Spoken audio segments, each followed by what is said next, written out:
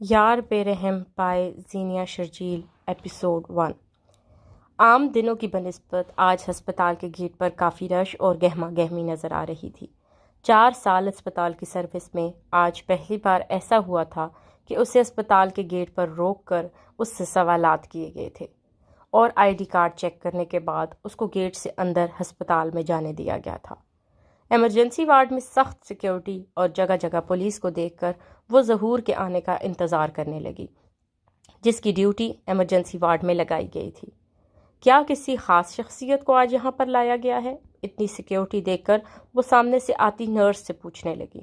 تھوڑی دیر پہلے ہی ایمبولینس میں 2 زخمی باڈیز کو اسٹریچر پر ڈال کر لایا گیا ہے، ایک مرد اور دوسری عورت۔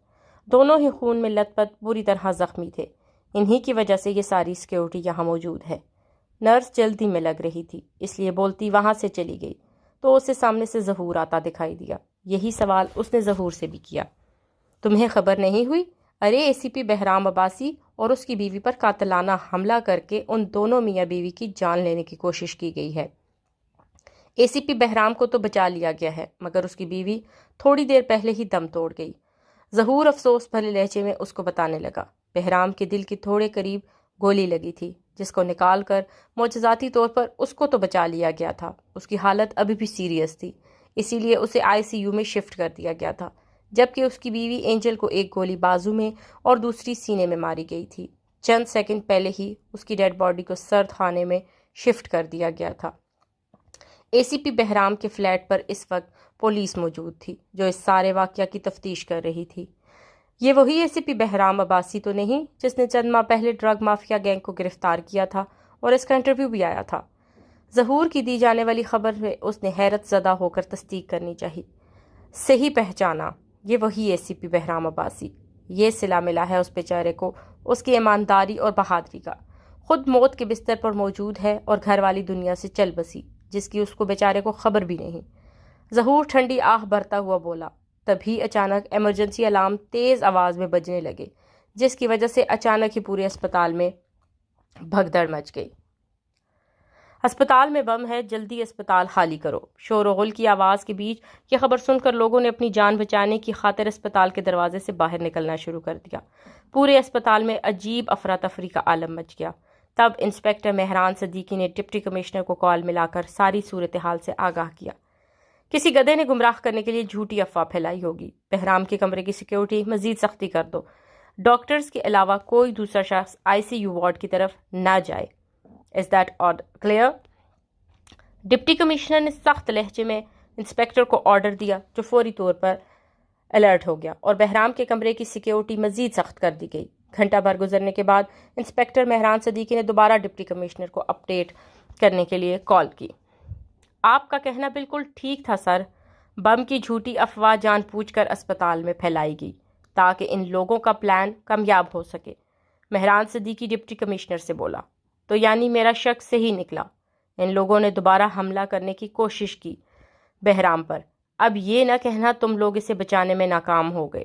ڈپٹی کمشنر نے مہران کو ڈپٹتے ہوئے بولا۔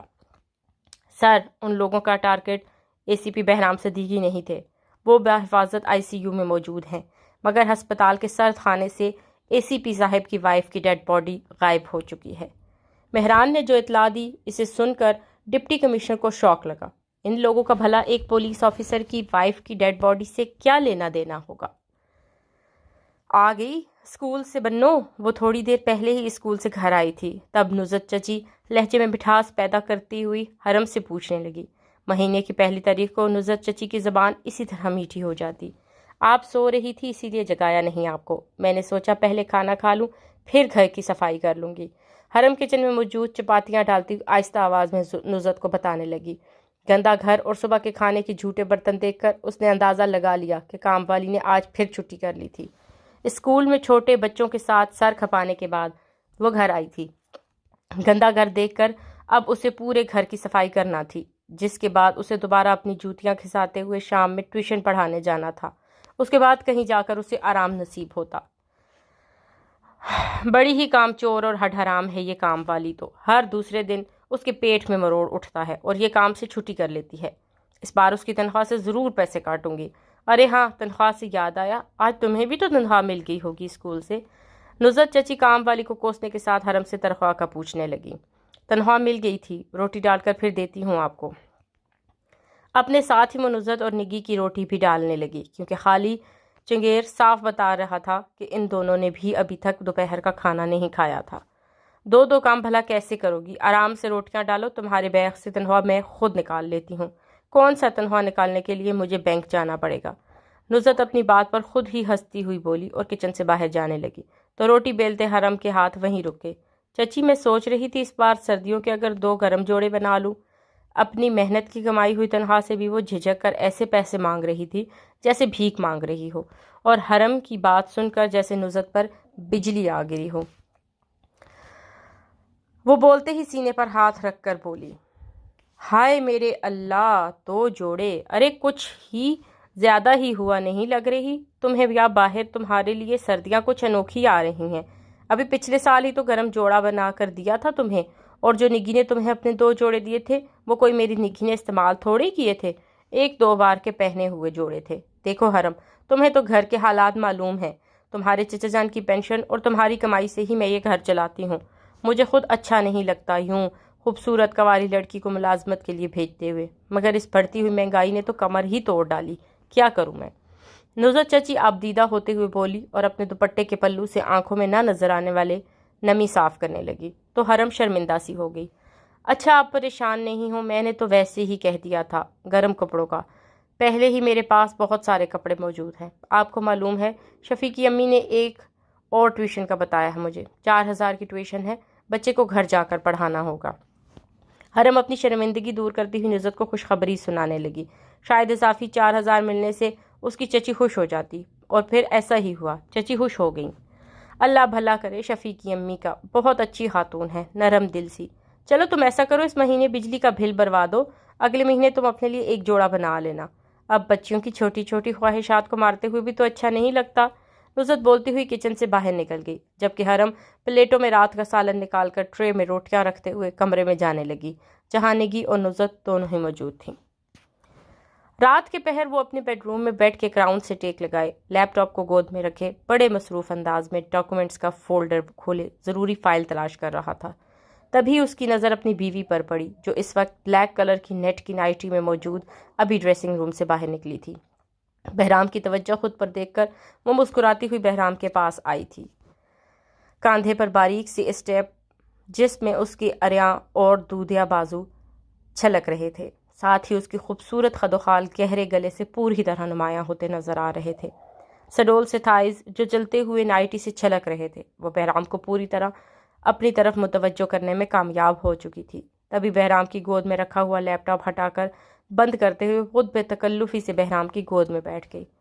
تو اس سے اندازہ ہوا کل رات کی طرح آج رات بھی تم مجھے کوئی دوسرا کام نہیں کرنے دو گی؟ بہرام اس کے دونوں تھائز پکڑ کر اسے مزید اپنی جانب کھینچتا ہوا اینجل سے پوچھنے لگا۔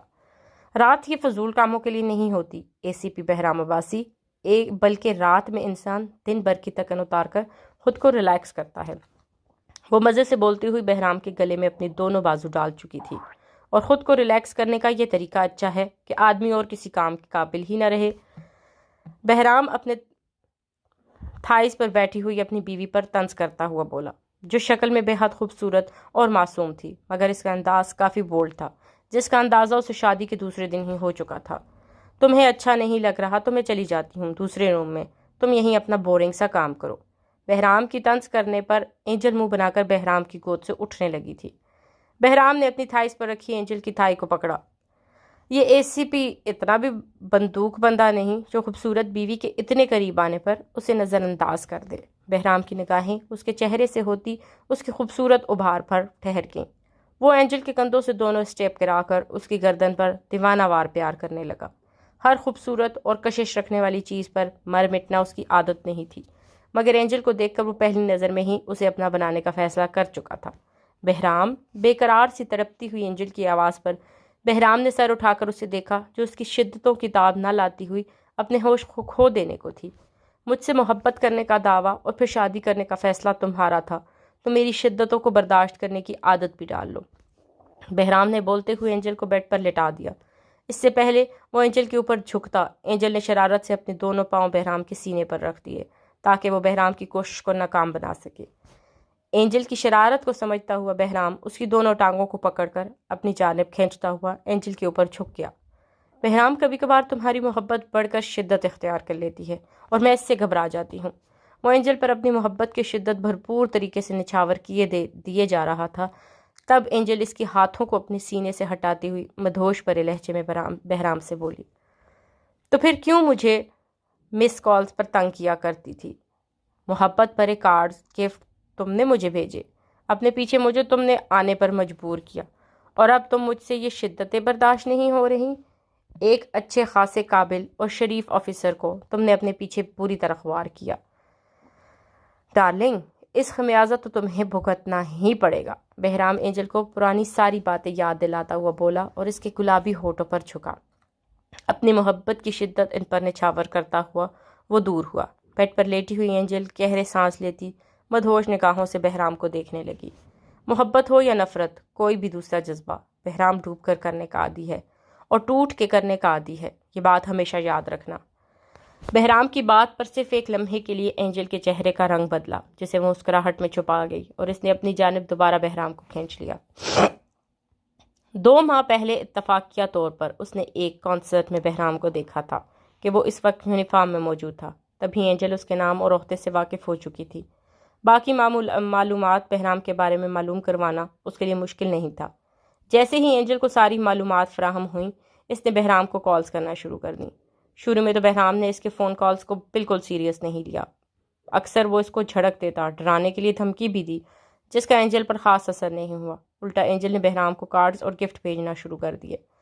تب بہرام نے اس سے ملنے کا ارادہ کیا اور اینجل کو اپنے سامنے آنے کو کہا۔ جو لڑکی اسے مہینے بھر سے کالز کر رہی تھی، بہرام اس کو روبرو دیکھنا چاہتا تھا۔ ایسا نہیں تھا کہ بہرام نے اس کے بارے میں معلوم نہیں کروایا تھا۔ الینا عرف اینجل، جو اپنے ماں باپ کی اکلوتی اولاد تھی، ماں باپ کی دنیا سے چلے جانے کے بعد انکل کی کسٹڈی میں پلی بڑھی۔ یونیورسٹی کے اسٹوڈنٹ ہونے کی وجہ سے وہ گرلز ہاسٹل میں رہائش پذیر تھی۔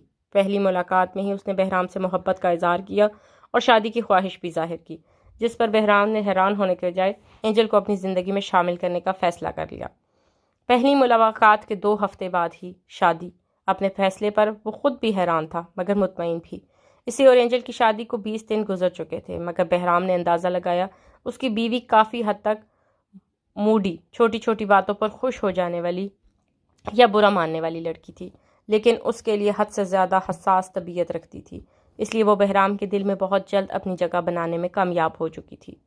اینجل چاہنے کے باوجود وہ اپنی آنکھیں کھول نہیں پا رہا تھا۔ حواسوں نے ساتھ دینا شروع کیا تو یہی نام بہرام کو ہونٹوں سے ادا ہوا۔ اے سی پی صاحب کو ہوش آ گیا ہے، جاؤ جلدی سے ڈاکٹرز کو بلا کر لاؤ۔ بہرام کے اسسٹنٹ مہران صدیقی نے سب انسپکٹر کو بولا تو وہ تیزی سے ڈاکٹر کو بلانے چلا گیا۔ ٹیوشن دینے کے بعد جب وہ گھر آئی تھی تب اسے اسجد کی آمد کا معلوم ہوا۔ بیگ میں رکھا موبائل نکالا تب اسے پتہ چلا اس کے موبائل کی اسکرین پر 12 سے 14 مس کالز موجود تھیں۔ وہ ایک نظر نگی کو اسجد کے ساتھ بیٹھا ہوا دیکھ کر دوسرے کمرے میں آ گئی۔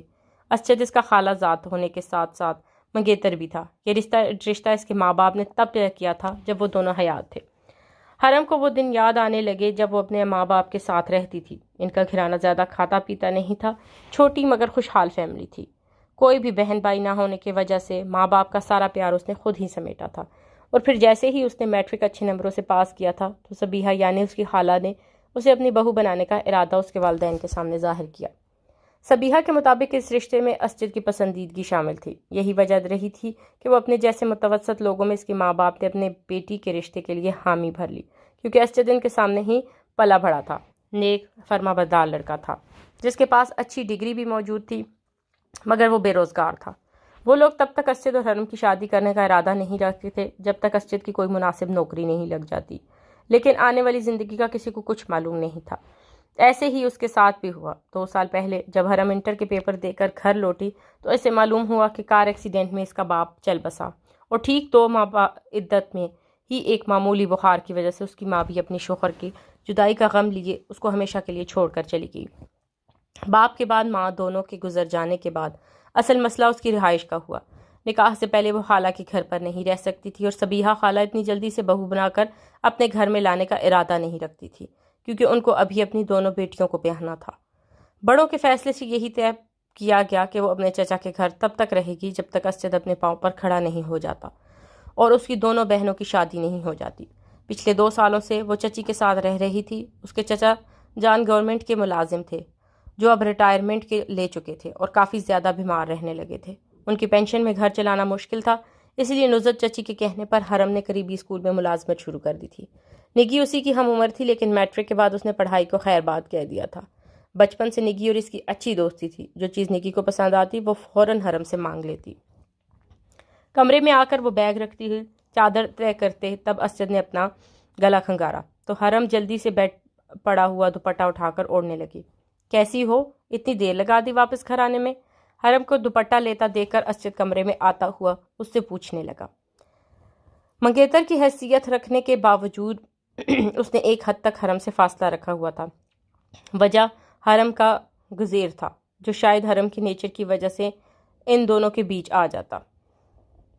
ایک اور ٹیوشن مل گئی تھی، اسی لیے اب گھر آتے آتے 8 بج جاتے ہیں۔ آپ بتائیں، آپ کیسے ہیں؟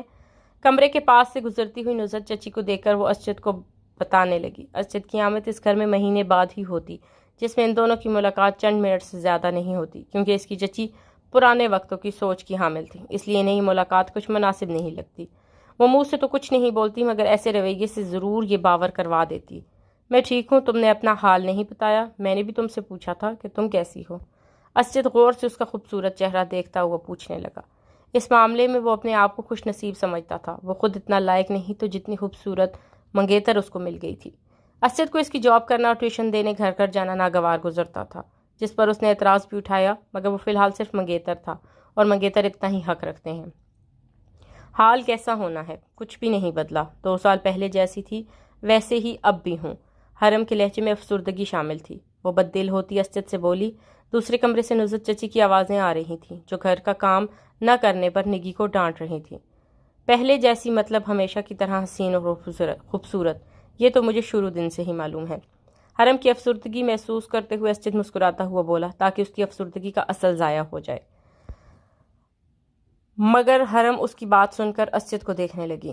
عام سی شکل اور نارمل قد اس کا کزن ہونے کے ساتھ ہی وہ اس کا منگیتر بھی تھا۔ 4 سال سے ان دونوں کے درمیان جو ایک تعلق بند رکھا تھا، وہ حرم کے دل میں الگ مقام رکھنے لگا تھا۔ اس کی بات سن کر حرم اپنی نظریں جھکا گئی۔ پلیز آپ یہاں سے چلے جائیں، چچی کو پسند نہیں ہم دونوں کا آپس میں اس طرح ملنا۔ وہ بولتی ہیں ابھی شادی۔ حرم کی بات مکمل ہونے سے پہلے وہ سمجھ گیا، جب ہی بات کاٹتا ہوا بولا، مجھے معلوم ہے انہیں پسند نہیں، لیکن مہینہ بھر ہو گیا تمہیں دیکھے ہوئے، اور میں ایسے ہی نہیں آیا ہوں، بلکہ ساتھ ہی اچھی خبر بھی لے کر آیا ہوں تمہارے لیے۔ حرم، نمراپی اور ہمناپی کی ڈیٹ فکس ہو چکی ہے، اگلے 2 ماہ بعد ہی ان دونوں کی شادی ہے۔ حرم، میری دونوں بہنوں کی شادی کے بعد میں ذرا دیر نہیں کروں گا، تمہیں مکمل طور پر پورے حق سے اپنے گھر لے جاؤں گا۔ یوں سمجھ لو میں 2 ماہ کا وقت ہے، جو تھوڑا مشکل ہے۔ اس کے بعد میرا تم سے وعدہ ہے، میں تم کو کبھی اداس نہیں ہونے دوں گا۔ اسجد حرم کو بولتا ہوا کمرے سے جا چکا تھا، تب اس کے چہرے پر مسکراہٹ آئے، پورے دن کی تھکن جیسے ایک دم سے اتر گئی۔ 6 ماہ پہلے ہی اسجد کی بینک میں جاب لگی تھی، اور اب ان لوگوں کے گھر کے حالات کافی بدلتے جا رہے تھے۔ یہ ساری مثبت باتیں تھیں جو حرم کو خوش کرنے کے لیے کافی تھیں۔ شاور کے نیچے کھڑا ہو کر وہ بات لیتا ہوا پورے دن کی تھکن مٹا رہا تھا۔ 2 ماہ پہلے اس نے ڈرگ مافیا کے ایک بڑے گینگ پر ہاتھ ڈالا تھا۔ یعقوب نیازی کا چھوٹا بھائی ارسل نیازی عرف بوبی، جس کے توسط سے ڈرگز کالجوں، یونیورسٹیوں اور دیگر تعلیمی اداروں میں سپلائی کی جاتی تھی۔ یہ زہر نئی آنے والی نوجوان نسل کے لیے صرف بربادی کا ذریعہ تھا۔ 2 ماہ پہلے ایک صحافی عفان کی تیار کردہ مکمل رپورٹ، کچھ ویڈیوز، تصویریں اور مختلف ثبوتوں کی مدد سے بہرام نے ارسل نیازی کو اریسٹ کیا تھا، جس کی وجہ سے یعقوب نیازی یعنی بوبی کا بڑا بھائی پوری طرح سے تلملایا ہوا تھا۔ اس کی لاکھ کوششیں اور جدوجہد ارسل نیازی کو پھانسی کی سزا سے نہیں بچا سکی تھی، لیکن اس کے باوجود یعقوب نیازی سے ہار نہ مانتے ہوئے 2 بار کوشش کی تھی کہ وہ ارسل نیازی کو جیل سے فرار کروانے میں کامیاب ہو جائے، مگر دونوں بار ہی اس کی کوششیں ناکام ہوئی تھیں، جس کے بعد ACP بہرام نے بھی ایک ڈرامہ کیا، یہ جھوٹ بول کر کہ ارسل نیازی اور بوبی جیل سے فرار ہونے میں کامیاب ہو چکا ہے۔ وہ ارسل نیازی کو ایک سیف جگہ پر لے جا کر قید کر چکا تھا، جس کا علم کمشنر صاحب کے علاوہ اس کے اسسٹنٹ مہران کو تھا، مگر یعقوب نیازی کو پورا یقین تھا کہ اس کے بھائی کو ACP بہرام عباسی ہی غائب کروا کر کسی دوسری جگہ قید کر چکا ہے، اسی لیے وہ پوری کوشش میں تھا کسی بھی طرح اپنے بھائی کا ACP سے پتہ لگوا لے۔ بہرام شاور بند کرتا ہوا کمر سے تولیہ باندھ چکا تھا، تب ایک دم واش روم کا دروازہ کھلا اور اینجل باتھ گاؤن میں واش روم کے اندر آئی، جسے دیکھ کر بہرام کے ہونٹوں پر شرارت بھری مسکراہٹ دوڑ گئی۔ شاید میں لیٹ ہو گئی ہوں آنے میں، اینجل افسوس کرتے ہوئے بولی، تو بہرام نے زوردار کہکا لگایا اور اینجل اپنی جانب کھینچتا ہوا بولا، تم کبھی کوئی موقع ہاتھ سے جانے مت دینا، مجھے بس اپنے پیچھے ہی لگائے رکھنا۔ بہرام اینجل کو اپنے بازو میں جکڑ کر اس کی گلابی ہونٹوں کو دیکھتا ہوا بولا۔ پہلے اسے لگتا تھا وہ بہت رومانٹک ہے، مگر شادی کے بعد اسے اندازہ ہوا کہ اس کی بیوی اس سے زیادہ رومانٹک تھی۔ اچھی خاصی ماڈرن لڑکی ہونے کے ساتھ ساتھ وہ کافی بولڈ بھی تھی، جس کا اندازہ اسے دن گزرنے کے ساتھ آہستہ آہستہ ہو رہا تھا۔ رومانس کے معاملے میں بھی وہ پیش قدمی کرتے ہوئے مشکل ہی تھا کہ شرمانے سے کام لیتی۔ یہ ہر بیوی کی خواہش ہوتی ہے کہ اس کا شوہر اس کے پیچھے رہے۔ اینجل نے بہرام سے بولتے ہوئے مانی ہیزی سے آنکھ دبائی اور بہرام کی طرف پشت کر کے کھڑی ہو گئی۔ اس کی بات پر بہرام کے ہونٹوں پر ایک بار پھر مانی ہیز سی مسکراہٹ دوڑ گئی۔ بہرام اس کا گاؤن شانوں سے نیچے گرا چکا تھا، سفید چکنی اریاں کمر بہرام کی نگاہوں کا مرکز بنی۔ اینجل کی کمر پر اس کے نام کا ٹیٹو جگمگا رہا تھا، جس پر جھک کر بہرام نے اپنے ہونٹ رکھے۔ وہ اپنی کمر پر بہرام کے ہونٹوں کے لمس سے مدہوش ہونے لگی۔ اس سے پہلے وہ دوبارہ اپنا رخ بہرام کی طرف کرتی، بہرام اسے دیوار کے ساتھ لگا کر شاور کھول چکا تھا۔ اور اگر میرا انٹرسٹ پیچھے سے زیادہ آگے ہو تو، بہرام جھک کر اس کے کان میں سرگوشی کرتا ہوا بولا۔ پھر اینجل کا رخ اپنی جانب کرتا ہوا اس کے ہونٹوں پر جھک گیا۔ جتنی شدت بہرام کے انداز میں تھی، اتنی ہی شدت اپنے لبوں کی پیاس بجھاتے ہوئے اینجل کے انداز میں تھی۔ بہت برا پھنسایا ہے اپنے جال میں تم نے مجھے، چاہ کر بھی میں تمہیں نظر انداز نہیں کر سکتا۔ معلوم نہیں آگے تم مجھے کسی کام کا رہنے بھی دو گی یا نہیں۔ بہرام خود بھی سرور کی کیفیت میں بولتا ہوا اس کے گردن پر جھک چکا تھا، جبکہ اینجل اپنے دونوں بازو اس کے گلے میں ڈالتے ہوئے اپنی آنکھوں کو زور سے بند کیے بہرام کی شدت محسوس کرتی مدہوش ہو رہی تھی۔ وہ دونوں ہی شاور کے نیچے کھڑے مکمل بھیگ چکے تھے۔ اینجل دیوانہ وار اس کے سینے پر اپنی محبت کی مہر ثبت کرتی ہوئی بہرام کی بے قراری مزید بڑھا رہی تھی، جبکہ بہرام اینجل کی کمر پر موجود ٹیٹو پر اپنی انگلیاں پھیر رہا تھا۔ یہ ٹیٹو اس نے اینجل کی کمر پر اپنی ویڈنگ نائٹ پر پہلی بار دیکھا تھا، جو وہ کول اینجل کے شادی سے 2 دن پہلے ہی اس نے بہرام کی محبت میں اپنی کمر پر بنوایا تھا۔ شاور بہت ہو گیا، میرے خیال میں اب بیڈ روم میں چلنا چاہیے، وہیں جا کر کنٹینیو کرتے ہیں۔ بہرام اینجل کے ہاتھ اپنی کمر سے باندھے ٹاول سے ہٹا کر اس سے بولنے لگا، نہیں آج یہیں۔ اینجل کی بات سن کر وہ ہنس دیا۔ اینجل ٹب کی جانب قدم بڑھانے لگی، تب بہرام کو محسوس ہوا کہ بیڈ روم کے اندر کوئی دوسرا بھی موجود ہے۔ کیا ہوا بہرام؟ بہرام کو واش روم سے باہر جاتا دیکھ کر اینجل اس سے پوچھنے لگی۔ گاؤن پہنو جلدی، بہرام اسے بولتا ہوا تیزی سے باہر آیا۔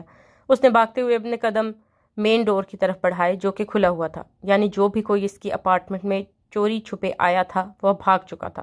بہرام کیا ہوا؟ کیا یہاں پر کوئی آیا تھا؟ اینجل گاؤن میں ملبوس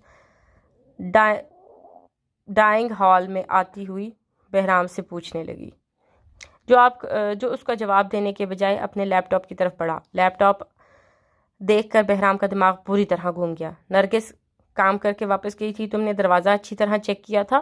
بہرام اینجل کو دیکھتا ہوا پوچھنے لگا۔ آج دوسری بار وہ بہرام کو اتنے غصے میں دیکھ رہی تھی۔ ہاں ظاہری سی بات ہے بہرام، میں ڈور لاک کرنے کے بعد ہی تمہارے پاس آئی تھی۔ اچھا تم پریشان مت ہونا پلیز، اینجل بہرام سے بولتی ہوئی اس کے پاس آئی۔ اپنی جانب متوجہ کرنے کے لیے اس نے بہرام کے گلے میں اپنے دونوں بازو ڈالے، جسے فوراً بہرام نے ہٹا دیا۔ اینجل میں کچھ وقت اکیلا رہنا چاہتا ہوں، ضروری کام ہے مجھے۔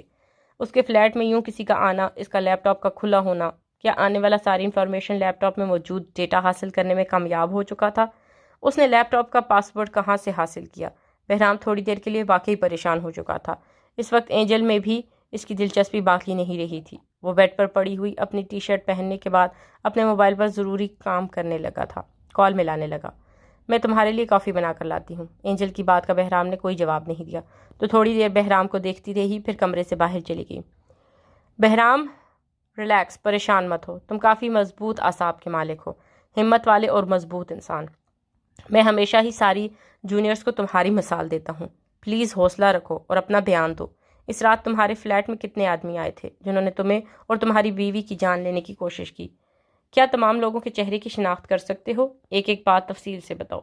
بہرام کے ہوش میں آنے کی خبر ملتے ہی کمشنر صاحب خود اسپیشلی بہرام کے پاس آئے تھے۔ اس کے ڈاکٹر سمیت سب کو کمرے سے باہر بھیج دیا گیا تھا۔ اس وقت کمرے میں کمشنر صاحب کے علاوہ بہرام کا اسسٹنٹ مہران موجود تھا۔ تین آدمی تھے وہ۔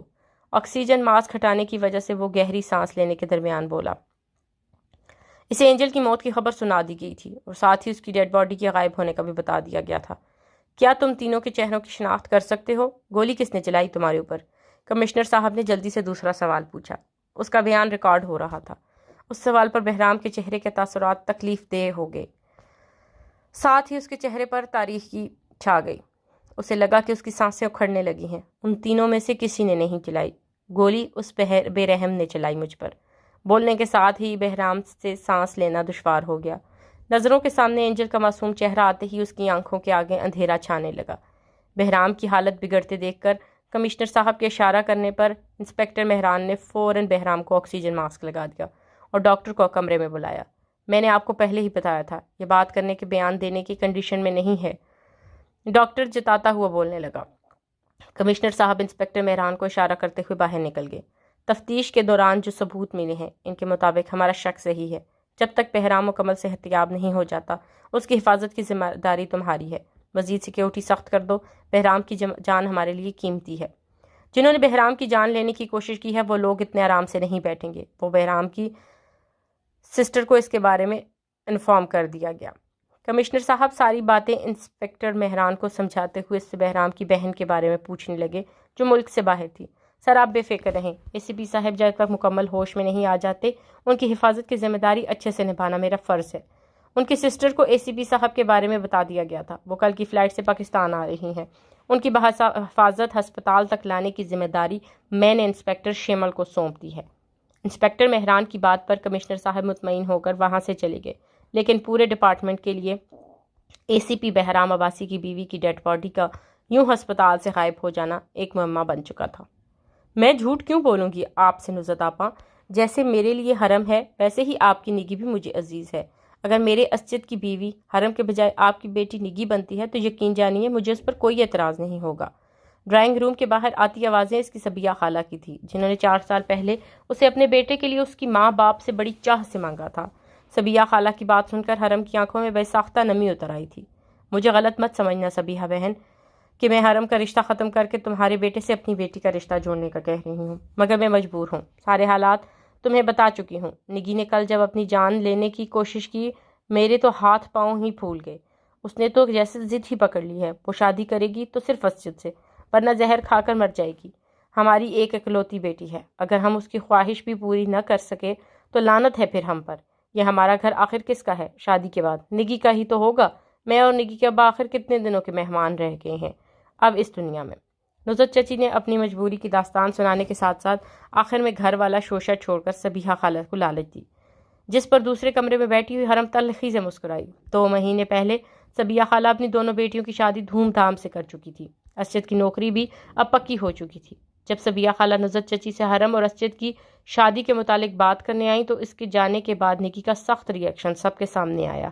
نہ اس نے چچا کا لحاظ کیا نہ حرم کا، بلکہ سب کے سامنے بے باکی سے کہہ دیا کہ وہ صرف اسجد سے شادی کرے گی، نہیں تو سب لوگ اس پر روئیں گے۔ اور کل جو نگی نے مرنے کا ڈرامہ کیا، نصرت چچی بالکل جھوٹ نہیں بول رہی تھی۔ وہ سارا سین حرم خود اپنی آنکھوں سے دیکھ چکی تھی۔ وہ سب تو ٹھیک ہے آپا، مگر میرا اسجد اس کو کیسے سمجھاؤں گی؟ اور حرم وہ کیا سوچے گی؟ صبیحہ خالہ نیم رضامندی ظاہر کرنے کے باوجود ان کے دماغ میں جو خدشے پل رہے تھے وہ نصرت چچی کے سامنے ظاہر کرتے ہوئے بولی تو وہ کمرے میں بیٹھی ہوئی حرم اپنے دونوں ہاتھوں میں چہرہ چھپا کر رونے لگی۔ ان دونوں کی فکر مت کرو، حرم تو بہت پیاری اور سمجھدار بچی ہے، ساری صورتحال اس کے سامنے ہی ہے، وہ خود ہی سمجھ جائے گی اور اسجد کو بھی اچھی طرح سمجھا دے گی، کیونکہ نہ تو وہ اپنے چچا کو پریشان دیکھ سکتی ہے اور نگی سے بھی بہت پیار کرتی ہے۔ میں جلدی ہی اس کا رشتہ دیکھ کر بہت اچھی جگہ اس کی شادی کروا دوں گی، نصرت چچی صبیحہ خالہ کو مطمئن کرتے ہوئے بولی۔ دوسرے کمرے میں کل سے بخار میں پکتی ہوئی حرم اپنے چہرے سے آنسو صاف کرنے لگی۔